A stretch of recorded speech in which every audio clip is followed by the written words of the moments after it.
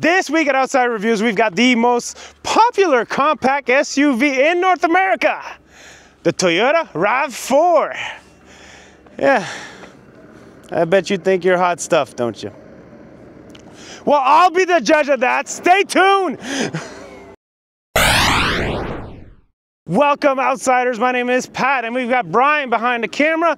Couple of military veterans doing car reviews. What's not to like about that? So please help us out and subscribe to the channel. That's enough about me. Let's go to Big Head over here. Yes, the most popular. Everybody's raving about the Toyota RAV4. And what's not to like? Because we got the trail trim or adventure trim in the United States. That's what you guys call it. I don't know why we don't have the same kind of names for the trims. Canada and US, we kind of like all the same things anyways. But we got army green colored, which brings me back to my serving days. I definitely loved the army green colored, and obviously the blackout look. It's to make it look more rugged, because this is a trail, a little bit more off-road oriented trim.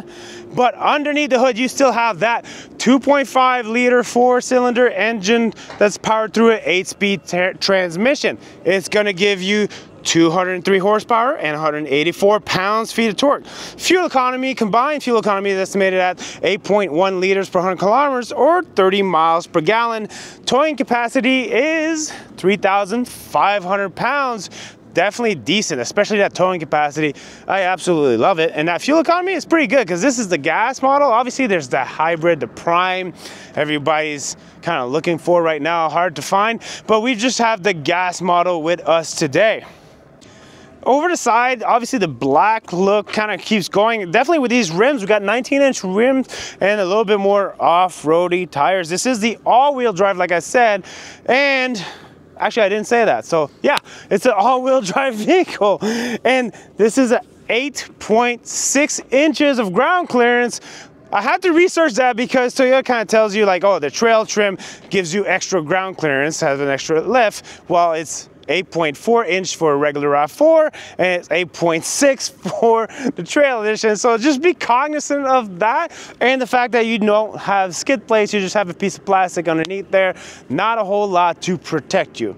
But moving on, like I said, ice edge white definitely pops with the army green. I have keyless entry, so I'll put my hand in there, it enters, and I tap it, it's gonna lock it up. And it doesn't do that in the back. So if you want to unlock all 4 doors, you put your hand there, and then you can open up this door, no problem there. If we go in the back, you see that trail trim badge right there. Everything's blacked out, just like I wish they would have blacked out this. That probably would have made it look a little bit cooler, but they did not. And obviously we got a powered tailgate. Now inside with the seats up, I've got 37.5 cubic feet of space. With the seats down, 69.8 cubic feet. And one thing I absolutely like is that we have a 19-inch spare tire. Now this is still a temporary spare, it's not a full-size tire, but I still like that we have a spare, because those are getting hard to find, my friends. Everybody's going with those tire repair kits, and if you're gonna have a trim that's off-road worthy, I'll talk about in the drivability why I keep doing this when I'm talking about off-road worthy, because this is not the TRD Pro, but even the TRD Pro RAV4 doesn't even have skid plates either, so there's that. And I'll talk a little bit too about, we did take it a little bit off-road. Anyways, I digress. It's nice to have a spare, not a tire repair kit, and it's also nice to have a power tailgate for opening and close. Yeah. Here we are in the back seat. I've got 37.8 inches of legroom. I find that's really good, but I'm only 5'9". Headroom, ample enough, but that's what I like about the RAV4. It kind of sits like a taller, more SUV-like compact SUV. Some are rounded off and such like that. So this one, ample headroom. I got kangaroo pouch here. I got my own ventilation here. I got 2 USB-Cs here, just to, if I want to connect to the rest of the world. And talk about these doors and the seats. So we got mocha color with orange accent stitching and some gray. So everything is nice and soft here to the touch. And the seats themselves, I love this pattern because it reminds me of a real off-road tire that left a thread mark on it. I think it looks kind of cool. So that's what it is. And you got the orange accent. Definitely nice quality feel to this leather, and the pattern kind of looks pretty interesting. I have cup holders, and this does recline a tiny little bit. There you go. I'll line it up so then now it's flush. And overall, I am fairly comfortable, but I really want to take it for a drive and talk about the rest because I'm tired of being stagnant. So here we are inside, just about to go for a drive, but I just want to talk about the interior first, Brian. I like this mocha interior. I pointed that out in the back, but it just keeps on going, and they put it everywhere, and I don't see much piano black, if any. I'm very happy when I came in. I was very surprised. Not that I expected something bad from Toyota, but I mean, they've been known to have a bit more of a plain interior. This doesn't look plain to me. It definitely appeals to me. Yeah, when I hopped in, I kind of was having a look around. Everything's nice, soft touch. There's, you know, the accents, the orange accents, a little bit of silver in the dash here. I think everything looks good. It's very comfortable, soft touch materials everywhere. Yeah, it flows nicely. Yeah, when I take it to the driver information cluster right there, that's a little bit where, you know, underwhelming would be, like, because the digital portion is like a square digital piece between two analog gauges. It's okay. It's just, you know, everybody's offering now like a 12-inch digital gauge cluster for the driver information, and you know, it's okay. It gives you all the information you could potentially need, and when you switch drive modes, it kind of reflects that. It tells you over there what it is. Yeah, same thing, I guess, with the infotainment screen. A little bit small. You'll see some bigger ones than some of the competition there. But as you mentioned in the past, well, we were talking about earlier, you did say there's probably a refresh coming up for 2026. So I think some of those things might be, you know. Well, I said that when we were talking to each other. But, yes, that's what I mean. So there's a refresh coming up for 2026, and where that comes into play is this might be the better buy for you. Let me explain. Reliability. Toyota, synonymous, right? Absolutely.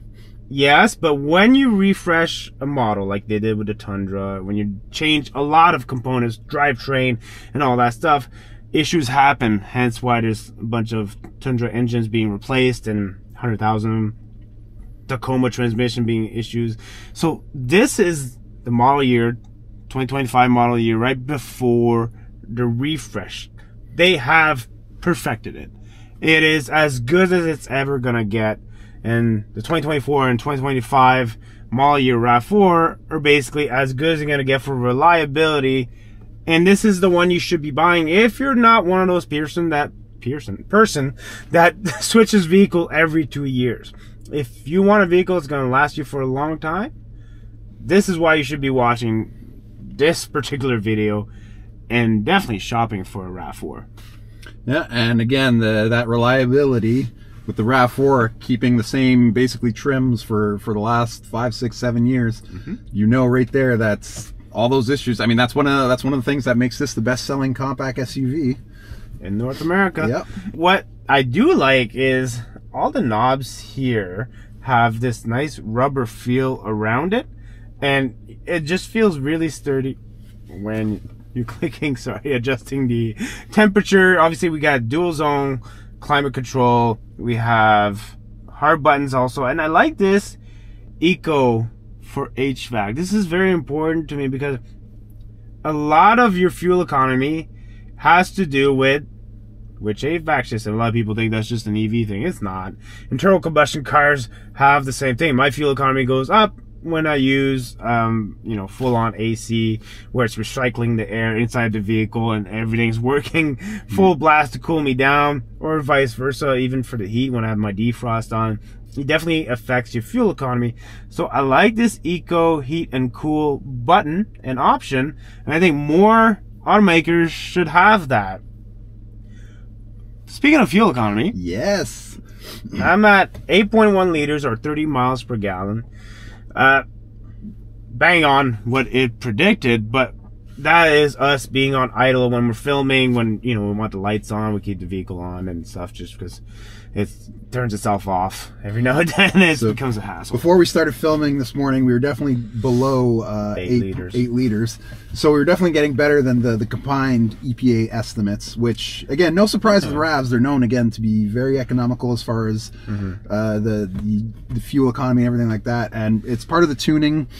So I think they're really well done that way. That's definitely a plus, and definitely one of the things that make them more attractive, I think. Fuel economy is really good with this vehicle. Even if this is not the hybrid or the prime or anything like that, we know that those are like around 6 liters per 100 kilometers. It's ridiculous, but it's pretty good.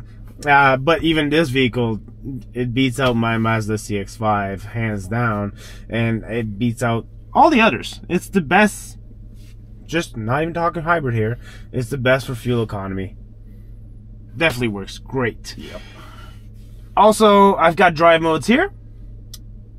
I got a little bit extra drive mode because it's a trail edition, right? So you do have your Eco, Normal, Sport, Snow. You have a hill descent control, and you have Mud, Sand, Rock for going off-road. We did take it off-road a little bit.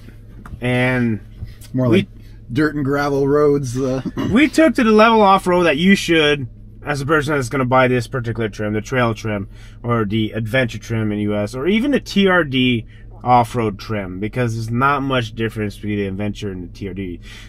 One, none of those three have skid plates. Let's get that out of the way. You're going to damage whatever you're going to hit underneath there. That little plastic guard is not going to do much, right? Two, your clearance is pretty good, but when they say that they have, you know, raised a lift on it, it's 0.2 of an inch, so keep that in mind when you're doing that. Your tires, you know, they look more rugged, but it's not quite an off-road. You do have the torque vectoring system that can deliver up to 50% power to one of the wheels in the back, the rear wheels, which is okay. I mean, I do have some other systems out there that can do up to 100% to any of the 4 wheels. But we're not talking diff locks here. We're not talking any kind of like sway bar disconnect or anything like that. So you got to keep that in mind. Hence why, you know, the videos you're seeing is just us doing trail wear. And that's what you should be doing. You want to go to the cottage and you have a dirt like entrance that's, you know, 500 meters long to get to there, it's gonna do just fine. You got some snow, it's gonna do just fine. The all-wheel drive system works really good with Toyota. Everybody knows this. You just got to be realistic with what you're shopping for and what you're actually buying. That's all. Yeah. But for what this thing is, I think it does the job that's as advertised. Yeah. Overall comfort, I find it pretty comfortable. Yeah, I find it very comfortable, and I like that the shifter is not sticking out too much. I didn't like that the shifter on the CR-V was a little bit taller, and it was kind of inhibiting myself to go to the wireless charger. Here I find it more accessible than it would be. I think the layout is pretty well done here, and you've got good clearance. I know what you're talking about with the shifter. We've seen a few different types and shapes, and this one works well for what it is. You've got, you know, you can get your hands around into the pockets, and you can reach all the buttons and everything around it. So nice deep pockets here as well for the drink holders and everything. So yeah, everything's well laid out. Good amount of space, good amount of headroom, and good functionality. We got these 2 shelves right here, so definitely usable. You know, I wouldn't be able to stick a full phone in mine. For yours, for sure, you can put a couple of phones there. It depends how busy you are, but you do have quite a bit amount of functionality, and we're just gonna take it for a little bit of a rip and give you some feedback on how it is for that. Let's go. Now we are on an incline there, so it's not too took a second to kick in. So here's more flat ground. There we go. And let's punch it. You're not gonna win in any race. 201 horsepower is not something that's gonna get bit off the line. It's not enough power to make your tires squeal, and you know, you're not gonna get kicked in the back of the seat. And that's what this is for. The same thing with the suspension. It's not a hard suspension in the sense that you're going to be able to corner. Let's take this right here. Yeah, you can it's going to have bit. body roll, right? Swing like this. You do have some body roll, but I do like the overall response responsiveness that, you know, the engine does go when you need it to go. It's gonna merge on the highway just fine. Not gonna have any issues. But it's not like a Mazda CX-50 that's turbocharged and gonna just get off the line fast and, you know, take those corners a little bit. But also, if I'm doing vice versa, as far as like comfort, the Toyota RAV4 is gonna take the win, because again, that could be with that 0.2-inch lift, or that off-road tuned suspension, or the 19-inch more rugged all-terrain tires. But I just feel like this absorbs potholes, imperfections in the roads, and speed bumps a lot better. It's definitely a very comfortable and smooth ride. I'm not feeling a whole lot of bumps and potholes or what have you. And for the takeoff, the power and everything, you've got enough power to do what you need. But I think generally speaking, Toyotas are tuned a little more for efficiency, fuel efficiency, ride comfort. Yeah. So definitely keep that in mind. And the towing is great. The tower beats the other two hands down. 3,500 pounds. That as well. So you don't need crazy acceleration, especially for tuned more for towing. So lastly, I just want to identify, like, switching from drive modes, normal, sport, and such. I don't feel like going to sport modes gives you that much more of a get up and go. I think it does let the engine rev higher, but it doesn't really translate into more power. It definitely sounded like it was not necessarily redlining a little more, but you definitely know the rev counter was going up faster than in normal or eco mode. But I mean, overall, again, this thing isn't a race car. It's not designed day to day. It's a lot of fun to drive in the sense that it's still a small, very maneuverable, compact SUV with lots of space and plenty of headroom. It's pretty tall as far as an SUV, a compact SUV segment. And I love that you can throw 3,500 pounds, which is more than everybody else. Most of the competition, if not all the competition. Yeah. So I'm going to talk a little bit about price. In Canada, it ranges anywhere from $36,000 to $50,000. Now, if you wanted to go, the trims are LE, XLE, Trail, SE, XSE, and Limited. Now, we only get all-wheel drive in Canada, so there's that. If you want to go to a plug-in hybrid, that's $54,000 to $59,000, and that's SE and XSE. In the US, do things a little bit different. So $28,000 all the way to $42,000, but that's like, you know, you have their Prime, which is their plug-in hybrid and all that stuff. And the only difference in trims is they have the Adventure, Trail, Adventure, same. They have TRD Off-Road. I couldn't tell you, except for the TRD badging, what was different too much about it than the Adventure Trail. And then they have the Woodland, which is obviously it's a hybrid as well as kind of adventure looking kind of vehicle. So I think that's the other thing that's made trims. That's the other thing that's made the RAV so popular is you've got such a variety of trims, both in just regular ICE models, internal combustion engines, or hybrids. This one sits in the middle. It's right in the middle. It's about $41,000. This tester, $41,000. I find that a pretty good value. Well, honestly, we had a couple of little nitpicking, you know, things like the screens and what have you, but for $41,000, that is ultimately I mean, this is considerably less than some of the competition out there. For what you're paying for, I think you're getting great value for money. It's hard to get around that fact. All right, so now it's time to sum it all up, Brian. I'm gonna do two things I like, two things I don't like. First thing I like, fuel economy. It's great, it's the best, enough said. Second is overall interior just amazed me, how practical it is and how really nice it is, especially with the mocha, with the material they use and everything. I could go on and on, but the overall interior, from the knobs and everything, it just worked great. As far as my cons, the driver information cluster is kind of dated. It's not that good of a screen, and it's the fact that you're still using analog gauges. It's dated, but again, it's just about to be refreshed. So there's that. And the other one, I'm just gonna go with overall acceleration. Seems a little bit tame to me.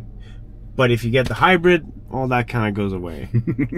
So that is just particular just for the gas model. So I kind of hesitate in saying it because, you know, it's not that big of an issue. Like I said, it's enough power to get everything. It's just, you know, I kind of like a little bit more of an engaging drive, and that's it. I think my two pros, I would go with interior comfort. Everything's really nice in here. It's great. It's a great vehicle to be inside. And what was my other one? Price, right? Yeah, price. Zing. Price. Just the overall price of this vehicle, all things considered, it's very reasonably priced. It's in the middle of the road, and it's a very competitive price, I think. It is. For the negatives, I will say, so the screen itself, not so much, but the fact that there's only one camera when you're in reverse, I would have liked to seen a few more, but again, if you go up in trims, that becomes more of an option. And the other one, this is kind of just a personal pick of mine. I like big sunroofs. I don't know why. I just, these mini ones, they just don't cut it for me anymore. So that's true. A lot of others just offer panoramics. Yeah, so yeah, the panoramics are going more standard, but again, that to me it's a minor thing. So absolutely, we'd like to hear from you guys what you think the pros and cons are to the RAV4. Obviously, there's a lot of pros because a lot of people are buying it, and overall, I mean, I guess it is pretty hot stuff, Brian. I was really trying to, you know, tell you guys were all wrong, but I like it. There's a reason it's #1 in its class. All right, like and subscribe so we can be #1 too, maybe one day. Soon. I'll see you guys. Too hot. Ugh. There he goes. What? I said, there he goes. I get warm really easy, dude. Are you gonna get sick? I should be okay. Just take my hoodie off. Are you just warm, or are you gonna be like? No. Well, I think if I get any warmer, I might be sick. But just give me a second. So for those that don't know, I have a tendency to make Brian throw up every now and then.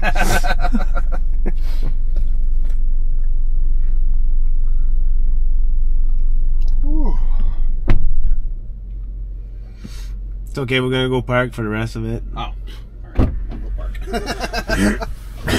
We'll park right there in our spot. Oh.